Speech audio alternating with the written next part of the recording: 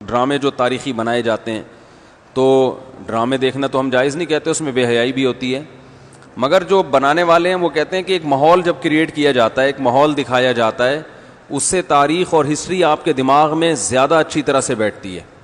تو Tayyip Erdogan نے drama بنایا نا، ارطغرل بڑا مشہور ڈرامہ چل رہا ہے، بہت دنیا دیکھ رہی ہے، تو میں ڈراموں کو جائز نہیں کہتا، لیکن جو لوگ فلمیں دیکھ رہے ہیں پہلے سے بے حیائی کے کاموں میں پڑے ہوئے ہیں اور غلط چیزیں دیکھ رہے ہیں، تو ہم ان کو کم از کم یہ مشورہ دیتے ہیں کہ یار انڈین فلمیں دیکھنے سے بہتر ہے یہ جو آج کل وہ ڈرامے جو ہمارے فیملی سسٹم کو تباہ و برباد کر رہے ہیں، جب تم نے دیکھنا ہی ہے تو کم از کم ایک کم درجے پر آ جاؤ نا، اس کو دیکھ لو، تو اس سے تو پھر بھی بہتر ہے کہ کم از کم تمہیں ہسٹری تو پتہ چلے گی، کم از کم تمہیں یہ تو پتہ چلے گا مسلمانوں کی تاریخ کیا تھی۔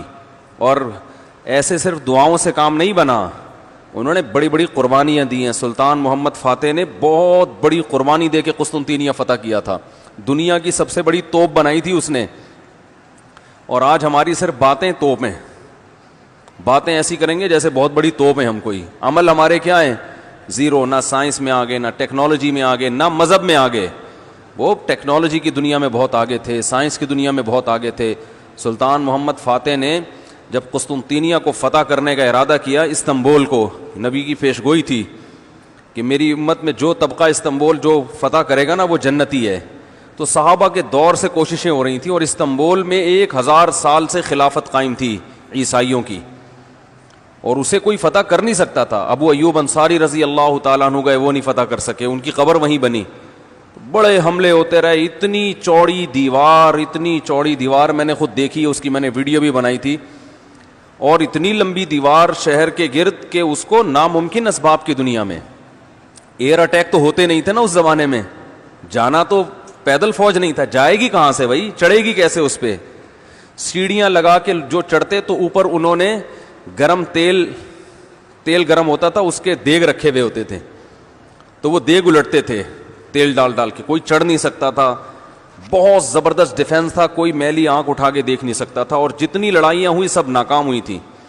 سلطان محمد فاتح نے کہا بھائی نبی نے خوشخبری دی ہے، ہم فتح کر کے چھوڑے گا۔ پھر وہ مشہور واقعہ ہے، اس نے کیا کیا کہ خشکی میں کشتیاں چلا دیں، سارے جانور راتوں رات ذبح کیے، ان کی چربی پگھلا کے پتھروں پہ بچھائی گئی ہے، اس پہ سمندری جہاز بٹھا کے، وہاں میں جب ترکی میں گیا ہوں تو اب دیکھو یہ چیز کتابوں میں بھی بتائی جا سکتی تھی نا، لیکن وہاں طیب اردگان نے کیا کیا ہے، میوزیم بنائے ہیں، ان میں یہ پورا منظر دکھایا جاتا ہے۔ خدا کی قسم ایسا ایمان بڑھتا ہے کہ چیخیں مارنے کا دل کرتا ہے، ایسی جو علماء بھی گئے ہیں نا، بنوری ٹاؤن کے ایک شیخ الحدیث گئے تھے، وہ کسی نے بتایا وہ رو رہے تھے چیخیں مار مار کے، جو جاتا ہے یہ منظر ہوتا ہے، وہ جب دکھاتے ہیں نا اپنی آنکھوں سے، بھائی کیا منظر، اور کیسے وہ کشتیوں کو راتوں رات خشکی پہ لے کے چلے ہیں، اور خشکی پہ لے جا کے پیچھے سمندر میں اتارا، اور سامنے سے بھی اٹیک اور پیچھے سے بھی اٹیک۔ انگریزوں نے لکھا ہے، گوروں نے ہسٹری میں، کہ یہ اسباب کی دنیا میں ممکن نہیں ہے، بہت بڑا کارنامہ انہوں نے سر انجام دی، اور راتوں رات۔ تو یہ ہماری تاریخ تھی جس کی وجہ سے ہمیں عروج ملا تھا، آج ہم صرف پیڑے کھا رہے ہیں، باتیں ٹھوک رہے ہیں بیٹھ کے، صحیح ہے نا؟ بزرگوں پہ طنز، علماء پہ اعتراضات، ایک دوسرے پہ کیچڑ اچھالنا، فرقہ پرستی، ان چیزوں میں ٹائم ضائع ہو رہا ہے، اور کوئی موٹیویٹ کرنے والا نہیں ہے، کوئی تعمیری کام کرنے والے لوگ بہت تھوڑے رہ گئے ہیں، اور ٹیکنالوجی کی طرف تو توجہ ہی نہیں ہے۔ یونیورسٹی میں جو لڑکا مذہب پہ چلتا ہے، سب کی بات نہیں کر رہا، ایجوکیشن میں سب سے پیچھے وہی ہوتا ہے، عام طور پہ اسی کی شکایتیں آ رہی ہوتی ہیں، یہ چونکہ نمازی ہے لہذا نمبر سب سے کم اس کے آتے ہیں۔ نمازی کے نمبر تو زیادہ آنے چاہیے بھائی، جو تبلیغ میں وقت لگاتا ہے اس کو تو ایجوکیشن میں زیادہ آگے ہونا چاہیے، یہ تو ہمارے مذہب کا حصہ ہے۔ صحابہ کرام نے جو ملکوں کے ملک فتح کیے، اور جو ہمارے تاریخ میں فاتحین ملتے ہیں، سب سے پہلا بحری بیڑا حضرت معاویہ نے بنایا ہے، سمندر پہ سب سے بڑی فوج جو اس وقت اتاری ہے وہ کس نے اتاری ہے؟ حضرت معاویہ رضی اللہ تعالی عنہ نے، اور نبی نے پیشگوئیاں سنا دی تھی پہلے کہ سمندر کی لڑائی ہوگی، اس میں جو شہید ہوگا اسے میں جنت کی خوشخبری دیتا ہوں، اور آپ صلی اللہ علیہ وسلم نے سمندر میں شہید ہونے والے کو زیادہ بڑا شہادت کا درجہ عطا فرمایا۔ میں نے تو سمندری لڑائی کے فضائل پر احادیث جمع کی تھیں. ایک میرا بیان ٹوٹلی اسی پر ہوا تھا کہ سمندری لڑائی کتنی اہم ہے. نبی کو معلوم تھا میری امت سمندروں پہ بھی چلے گی. سمندر پہ چلنا ٹیکنالوجی کے بغیر ممکن ہے کیا؟ پھٹے لگا کے بیٹھ جاؤ گے اس پہ کہ ملاحوں کو بلاؤ گے یار تم مچھلیاں پکڑتے ہو تو 2-4 پھٹے یہاں بھی, او بھائی لڑنا ہے اس پہ تو سامنے والا بھی لڑے گا. تو نبی صلی اللہ علیہ وسلم نے فرمایا جو سمندری لڑائی ہے, جو شخص سمندر پہ جہاد کرے گا اس کے جو چکر آئیں گے نا اس پہ بھی اللہ اس کو اجر دے گا.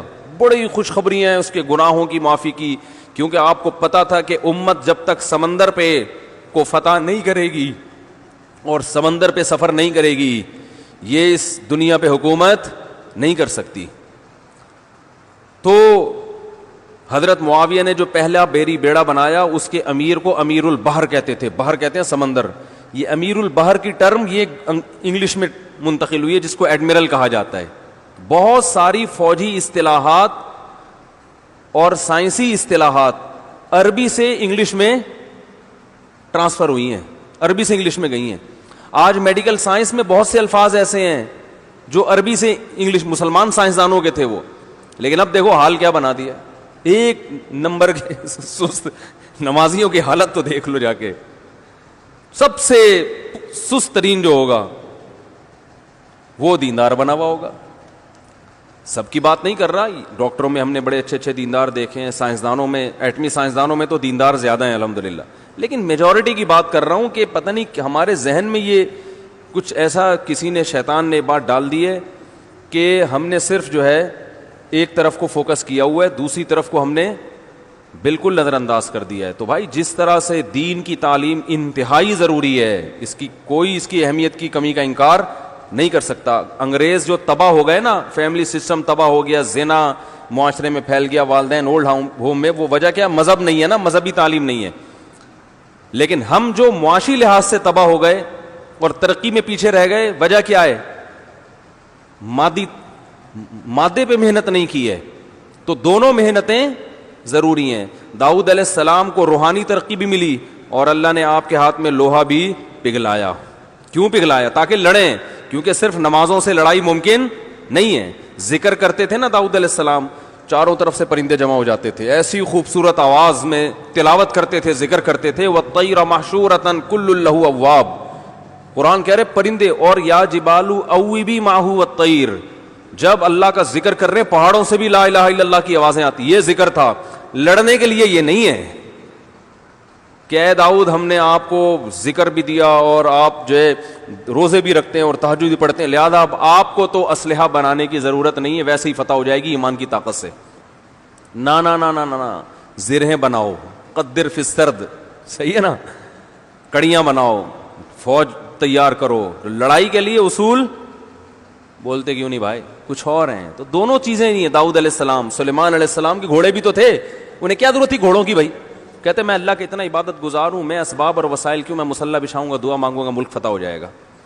او بھائی گھوڑے رکھے ہوئے ہیں, صحیح ہے نا, ان کو پیار کرتے تھے گھوڑوں کو, کیونکہ اس زمانے میں گھوڑا اور ٹینک برابر تھے, بلکہ ہوائی جہاز تھا گھوڑا اس زمانے میں, تو جنگیں گھوڑوں کے بغیر نہیں ہوتی تھی, گھوڑے تیار کیے ہوئے ہیں.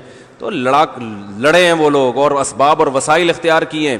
آج ہم پیڑے کھانے والی باتیں کرتے ہیں اور پیڑے کھا رہے ہیں بیٹھ کے, اور سمجھتے ہیں کہ بس یہ قرآن خوانیوں سے اور آیت کریمہ سے مسائل کیا ہو جائیں گے حل. تو یہ بھی ضروری ہے بھائی, وہ بھی ضروری ہے. تو میں بتا رہا تھا کہ وہ جو ڈرامے کی بات کر رہا تھا, تو ماحول بنانا پڑتا ہے نا. تو طیب اردگان نے کیا کیا کہ کیونکہ جو لبرل لوگ ہیں وہ ایسے ڈرامے, ایسی فلمیں بنا کے نا نوجوان نسل کا دماغ خراب کر دیا انہوں نے. اتنا دیکھو, اب محمد بن قاسم کو بھی لوگوں نے ڈاکو کہنا شروع کر دیا ہے, معاذ اللہ. وہ شخص جو سندھ میں اسلام لانے کا ذریعہ بنا, اگر وہ ڈاکو تھا تو اس سندھ میں اسلام کون لے کر آیا؟ انگریز کہے گا تمہارے تو اسلام, جو بر صغیر میں اسلام آیا سندھ کے راستے سے, سندھ کو تبھی باب الاسلام کہا جاتا ہے نا. بر صغیر میں اسلام کہاں سے آیا ہے؟ سندھ کے راستے سے. پھر پورے انڈیا میں بھی پھیل گیا اور بنگلہ دیش, برما, کہاں تک پھیلا ہے. تو انٹری جو ہوئی ہے محمد بن قاسم کے ذریعے ہوئی ہے. پروپیگنڈا دیکھو, وہ بھی چور, وہ بھی معاذ اللہ وہ بھی ڈاکو, محمود غزنوی بھی ڈاکو. وجہ کیا ہے؟ جس کے ہاتھ میں میڈیا ہوگا نا چلے گی اور سنی اسی کی جائے گی, آپ جو کچھ بنا کے پیش کر دیں. تو طیب اردگان نے کہا بھائی ان کو انہی کی زبان میں جواب دینا ہے. ناول لوگ نہیں پڑھتے, رسالے نہیں پڑھتے لوگ, تو نوجوان طبقہ فلمیں ڈرامے دیکھتا ہے. تو اس نے کہا ڈرامہ بناؤں گا, اور ایسا بنا کے دکھایا کہ آج رپورٹیں یہ آ رہی ہیں بہت سے غیر مسلم مسلمان ہو چکے ہیں.